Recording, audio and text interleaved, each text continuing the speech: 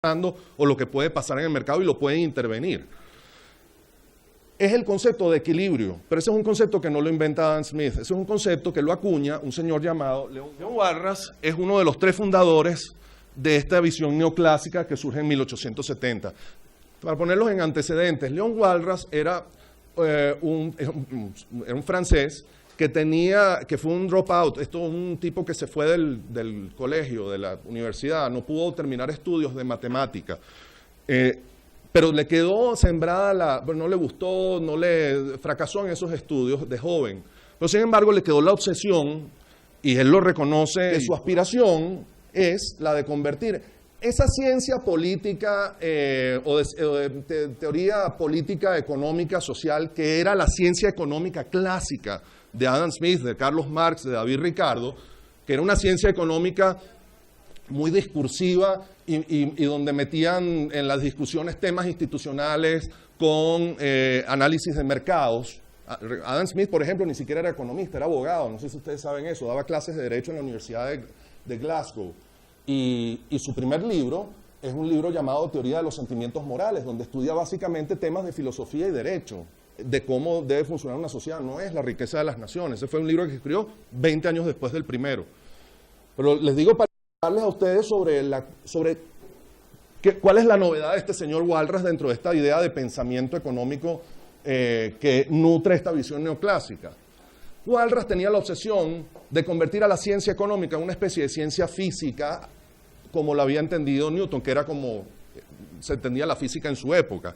La ciencia física para entonces era la madre de todas las ciencias. ¿Por qué? Porque era una ciencia que podía describir con matemáticas y sin equivocarse el movimiento de los astros, la gravedad, el desplazamiento de la luz, etc. Y todo el mundo andaba obsesionado con esa idea de perfección, de racionalidad en el desarrollo de la ciencia, y de alguna manera los economistas se sentían un poco culpables, así como los primos hermanos de los sociólogos, mis disculpas si aquí hay algún sociólogo, ¿no? De que no podían articular una ciencia económica con capacidad de predecir, sino que era una discusión permanente sobre temas sociales, temas institucionales, temas de análisis económico. Y cuando uno ve a Carlos Marx, por ejemplo, uno no puede realmente distinguir cuál es el filósofo, cuál es el sociólogo, cuál es el economista, porque todo está entreverado en su obra. Este señor tenía esa preocupación central y por eso desarrolló esta idea de equilibrio basado en una interpretación personal suya sobre este texto de Adam Smith que yo acabo de relatar, de que los precios tienden al punto natural. Básicamente lo que él hizo fue ponerle números a esa frase acuñada por Smith, y desarrolla la idea del equilibrio general. Él desarrolla la idea de que los mercados, en el largo plazo, todos van a apuntar hacia una situación de equilibrio general y estable. Y es a partir de esa idea que se estructura en la visión neoclásica, donde entonces vienen otras, por intermedio de la gestación de ideas paralelas de otros autores, pues la idea de mercados estructurados, de asignaciones basadas en, digamos, en la búsqueda de la eficiencia. ¿Por qué? Porque una derivación de esta idea del equilibrio general es la de que los recursos se asignan de la mejor forma posible cuando los mercados están en competencia perfecta. Que eso no fue una contribución de Walras, sino de otro economista, un italiano llamado Wilfredo Pareto, 30 años después de que Walras escribe esta idea de que los mercados tienden hacia una visión de equilibrio general. Bueno, dices, oye, pero este cuento sí es largo, ¿no? Toda esta idea de bueno, pero es que este es el cuento que a uno no le echan en la universidad. Y hay que entenderlo para saber cuáles son las limitaciones del pensamiento y poder entender que hay otras maneras de ver la realidad social, que a mí me parece que son fundamentales, sobre todo porque si ustedes relacionan la política de competencia con otras políticas que sí toman en cuenta esta otra visión que yo la llamo neoinstitucional por darle un nombre, pues tienen diversos nombres en la literatura, se van a dar cuenta de que pareciera que la visión convencional neoclásica como que no tiene mucho discurso cuando hablas, por ejemplo, de políticas de innovación, de políticas de crecimiento económico, de políticas de desarrollo, porque todas esas son políticas, estas segundas políticas a las que acabo de referirme, que en realidad no parten de la premisa de que los mercados son perfectos o que ajustan el equilibrio, digamos, eficiente en situaciones de reposo, o que los mercados más concentrados necesariamente sean los peores. Que esto es un arte. más que una ciencia, esto de andar metido en estos temas antimonopolio. Y básicamente uno lo que escucha es una y otra vez la misma idea, tú sabes, de cómo son estos procesos de asignación de recursos bajo una visión estática o bajo una visión dinámica. Dentro de esta visión neoclásica, el concepto de eficiencia económica adquiere una relevancia fundamental.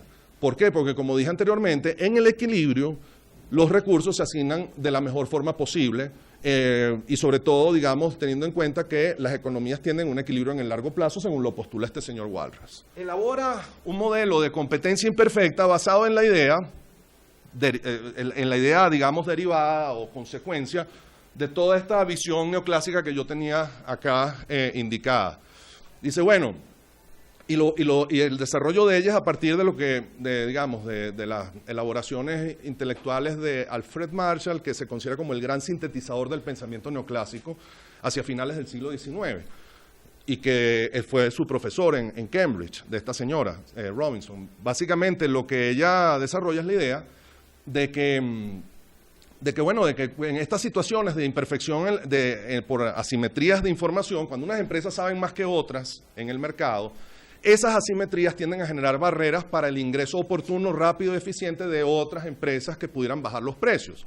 Y es por esa razón que en el caso extremo de una empresa, por ejemplo, que invierte mucho en publicidad o que invierte mucho en reputación comercial, esa empresa la gente la conoce más y bueno, tiene una ventaja al momento de posicionarse en el mercado sobre los productos que ella ofrece y que la gente reconoce, que genera simetrías de conocimiento sobre productos que pudieran ser tan buenos como ese, pero que nunca serán comprados por los consumidores que no saben que esos productos existen, básicamente de competidores potenciales. Ella parte de la idea digamos, postula ese modelo de competencia imperfecta basado en ese supuesto, y el otro supuesto es el de discriminación de precios. Una empresa que es capaz de discriminar precios puede crear igualmente asimetrías de información en los mercados. Bueno, lo que Joan Robinson no dice, una cosa más, y dice que por esa razón la demanda que enfrentan estos monopolistas es una demanda con pendiente negativa, digamos, y no horizontal. En una situación de competencia perfecta, la pendiente es horizontal, de manera que si uno pone el precio milimétricamente por encima del precio de los demás vendedores, uno se sale del mercado porque inmediatamente el consumidor se desplaza para el fulano que está al lado de uno. Aquí no, aquí como hay estas barreras, uno puede imponer los precios. Este modelo es importante porque es el modelo que le da respetabilidad a lo que entonces había sido una política un poco, como dicen los gringos, wishy-washy, ¿no? O sea, no sé cómo será la expresión acá, ni de medio pelo, decimos nosotros en Venezuela. O sea, así como de poca credibilidad, que era la política antimonopolios. ¿Por qué? Porque desde 1890, que se firma la ley Sherman, hasta 1934, que es cuando esta señora saca esta tesis, la política de competencia había sido aplicada por jueces con un conocimiento más bien intuitivo de la cosa, del funcionamiento de los mercados. Entonces, era como un compendio de teorías jurídicas que a veces se contradecían, a veces estaban sujetas a los vaivenes de política económica general del gobierno. Si ustedes ven la política antimonopolios en la época de Franklin Delano Roosevelt, una política mucho más intervencionista y mucho más metida en los asuntos de los negocios que en las décadas anteriores. No había como una conceptualidad que le diera cierta respetabilidad científica a este asunto. Bueno, a partir de esta idea digamos, de mercados cerrados, de equilibrios, de eficiencia, surge entonces el concepto de poder de mercado. Cuando una empresa enfrenta esa curva, esa pendiente negativa de demanda, tiene poder de mercado es porque tiene capacidad de incidir en el bolsillo del consumidor, a quien le saca un surplus de su renta, un excedente de la renta. Y eso es lo que le permite obtener ganancias supracompetitivas, que no hubieran habido si la competencia hubiera sido perfecta, si todo el mercado hubiera estado atomizado, si hubiera transmitido la información de manera instantánea, etcétera. Porque evidentemente, si tú tienes una empresa que cuenta con economías de escala como para poder comprar a precios cada vez menores, tarde o temprano esa empresa va a tener capacidad de poder desplazar a los otros competidores en el mercado.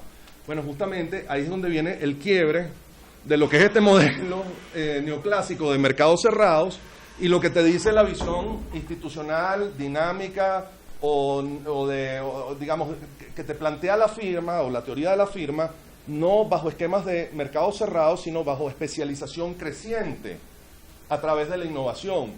McDonald's podrá hacer eso, pero en definitiva es un producto que va a enfrentar la competencia de productos que son innovadores y por los cuales la gente sí va a estar en capacidad e interesada por diferenciación. La pregunta es si aceptamos, o sea, porque hay una distinción entre suponer que las eficiencias que se generan como consecuencia de unas economías de escala necesariamente son negativas para la sociedad. Esa es la hipótesis que justamente dentro de una visión neoclásica pareciera que no tienen discusión alguna, siempre son dañinas. Pero dentro de una visión de innovación, las propias economías de escala pueden abaratar y dar señales al mercado que permitan que otros puedan entrar y competir con esa empresa que pese a estar vendiendo muy barato ese tipo de mercancía, pueden diferenciarse de ella.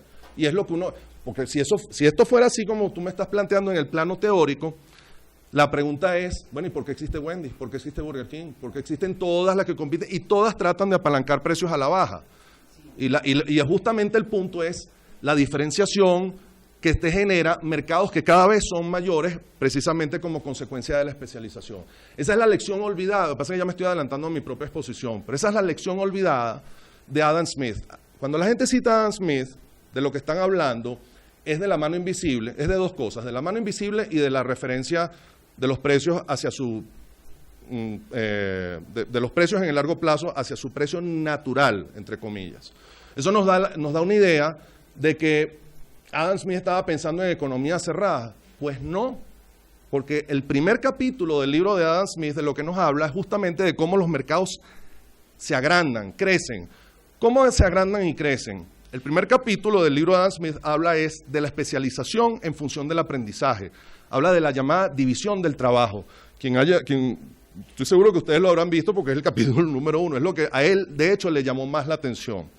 De cómo una empresa, una firma de fabricación de alfileres, a medida que va aprendiendo sobre maneras eficientes de organizar la producción, se da cuenta que si tú especializas a los obreros de esa fábrica en tareas específicas y no los pones a todos a hacer todos, sino uno lo pones a repujar el clavo, el otro a poner la cabecita, el otro a sacarnos del horno, el otro progresivamente esa empresa tiene una capacidad de producir muchos más clavos que de la primera forma.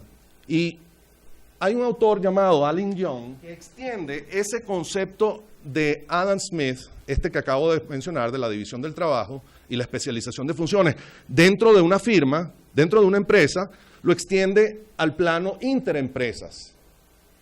Y describe cómo en el universo de organización industrial de una economía, las firmas se van especializando paulatinamente y eso va generando rendimientos crecientes, no rendimientos decrecientes que se agotan y que requieren, digamos, como por ejemplo el caso de las economías de escala, sino más bien rendimientos crecientes, es decir, que las empresas van aprendiendo de las reducciones de costos que otros van introduciendo en el mercado y ellas a su vez, aprendiendo de eso, pueden bajar sus propios costos. Un poco lo que pasa en el Valle del Silicón o en sitios, digamos, de alta innovación, para entonces acrecentar el mercado con empresas cada vez más especializadas. O sea que, por decirles un ejemplo, la primera fábrica que desarrolló los relojes posiblemente tenía un trabajo donde el artesano tenía que confeccionar el reloj desde tallarlo, fabricarlo, etcétera, mientras que una vez que ese producto empezó a generar rentas crecientes a favor de de ese innovador en el mercado, eso pudo haber llamado la atención de otros emprendedores que comenzaron a ver en eso una oportunidad para empezar a suministrar insumos para ese fabricante de relojes inicial, que es un poco lo que uno ve en los mercados cuando sale un nuevo producto, un BlackBerry, y entonces después tienes los tipos que de pronto empiezan a salir los que te traen el forro, los que te traen el periquito, los audífonos, los que te traen la provisión, digamos, del servicio bajo ciertos estándares. O sea, que no solamente que un aparato que está allí en el mercado, sino que se empiezan a engranar todo un sistema de organización industrial más parecido a un bosque